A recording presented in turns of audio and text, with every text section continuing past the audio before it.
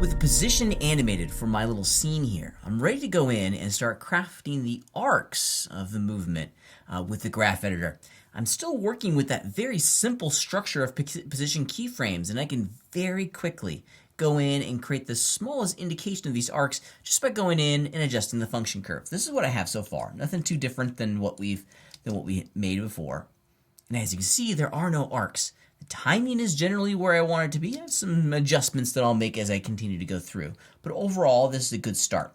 Let's start looking at how we can create those arcs using the graph editor. And it's really easy. Now downstairs in my dope sheet, I'm going to hit the Control Tab button on my keyboard to automatically swap from my dope sheet over into my graph editor. In addition, let's select the object that we want to work with. In this case, it's going to be the assistant. And you can start to see downstairs here the keyframes that are showing up, or the function curves that are showing up for this specific object. Now, I'm going to just make it a little bit bigger here. Zoom out. And let's get rocking and rolling here. If we look at the contents of our graph editor, the location X and location Y are the only two function curves that are existing on this object, which is exactly what we want. In the big picture, the location X is really what we're after, because the location X is going to determine the left and right movement. The up and down movement is just fine. I think that's working out okay. As we go through that first jump right here, we need to go in and get this ball pushed over here onto the line to create that wonderful arced movement. So this is how I'm going to do it. Let's give us a little bit more real estate to work with here by moving the panels around. I'm going to park my playhead kind of in the center of these two keyframes. So there's a keyframe there and then another keyframe here. And I'm going to put my playhead right here in the center because I want to look at that curve and determine how I can adjust the handles of the keyframes on either side to overshoot the keyframed values. So we're going to make an intentional overshoot, which is going to pull this ball over to the arc. Let's start with the first one. The first thing that we need to do is hit the V key with that keyframe selected and change the handle type to free, which will allow us to change the tangency of our handles on either side. And you can already start to maybe see what I'm going with here. As I increase the slope, we're overshooting what's been keyframed in and creating an arc. Something like that, which is pretty cool. If we were to play the animation now, you can see that it's now closely following that outline, that curve that we created with the grease pencil tools. And I think the word close is going to be good enough. Now, as we get to the bottom side here, we created an overshoot because the curve goes above what's been keyframed over here. So it passes above the location of the next keyframe, and then it goes under. So we got to continue to manage these overshoots and undershoots. What we don't want is an overshoot, because if you look, or an undershoot in this case, we overshoot to make the arc, but then watch what happens as the ball comes down here to the platform.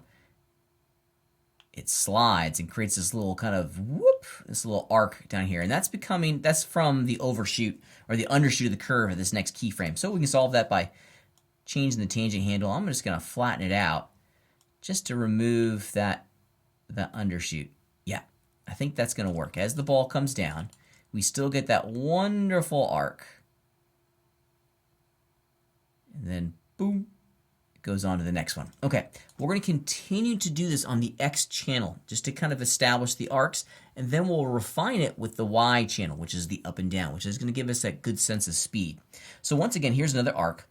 Put my playhead in the middle of the function curve so I can see where I need to go. Maybe right around here. I'm doing it visually. On my screen, it's frame 56. It's going to be different on yours. And we'll adjust the keyframe, the tangent handles, excuse me, to get that arc. Now, I think I'm going to see if I can do it on both sides of the keyframe just to kind of get a more pleasing movement. Over here on this one, yeah, so both keyframes, the slope of the tangent handles on both keyframes are going to help us get this illusion. Bonk, yeah, and then it's going to hit there. And then where's it going to go? Now it's going to go down. Oh my goodness, look. It already did the work for us, which is pretty cool. Sometimes you just get lucky. Yoink. And then this is where it gets a little bit tricky. This next one in here, we have to look a little bit more carefully about, because now the ball is moving left and right, but we want to create an arc going up and down. So this is where that Y channel comes into play. Let's select it. As you can see downstairs in the function curve, it's flat, so it's not changing its location along the Y channel, which makes sense because what we see is just a straight translation from left to right. We want to make a curve. Well, let's go in, lower the tangent handles here, change the slope a little bit to get that arc. Let's see what we get. Yeah, we went a little too far. I'm just going to change the slope here.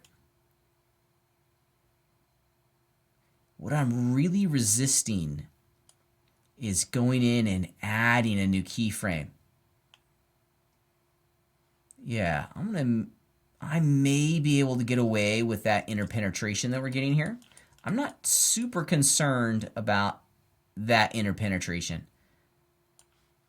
I may change the slope ever so slightly. And let's change the slope up here too. Yeah, maybe I just keyframed the value wrong, which is very likely. Yeah, there we go. Just moved the keyframe in the graph editor, which changed the value that was saved in the key. Yeah. I'm liking it. There's my curve down there at the bottom. So I didn't add a single keyframe to any of this. I just adjusted the function curves and the slope of the function curve to add intentional overshoots and undershoots to create that arced movement. Now, if we were to play back the animation, let's zoom out. We can see what we got here. Whenever we do an edit pass, we always want to play the animation. Make sure we're getting what we want to get. Yeah. Now, as far as the arced movements, we're there. Of course, the timing still needs to be established. We need to go in and create that wonderful spiked effect to create the illusion of movement. But the overall effect here is working. So the next thing to do is to go into the Y channel, which is going to determine that up and down movement to create that spiked jump. Because I want it to hit that first platform right there and to create a spiked movement to create that great sense of energy. And luckily for us, we can do that like we did in the bouncing ball. Once again, I'm just going to hit the V key to allow me to free up the tangent handles. And let's grab them and create that spiked movement. Yeah, now it looks like it bounces. Bonk. Now when we edit one object, we're also going to have to maybe revisit the small adjustments that we've made to the other channel. And you can see that here in this first bounce. We're no longer getting that lovely arced movement left and right on the X channel that we were before, but we can fix that. That's an easy thing to fix in the graph editor. We also got to make some decisions here on this next bounce. Let's free up the tangent handles on how we want to run it. Do we want it to be a smooth movement or a spiky movement? I think I want to have a spiky movement. Bonk, and then it keeps going. Yep, I'm liking that. That's pretty neat.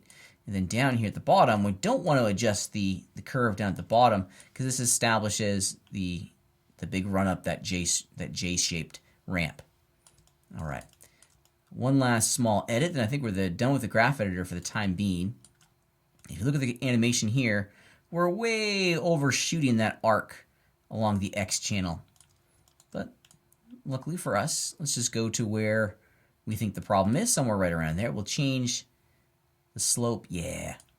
So working with the graph editor requires a little of kind of this back and forth system. But I think overall the graph editor is giving us that fine kind of texture that really produces a great movement that's arced and has a great sense of energy and springiness as it makes contact with all these other different objects in the scene.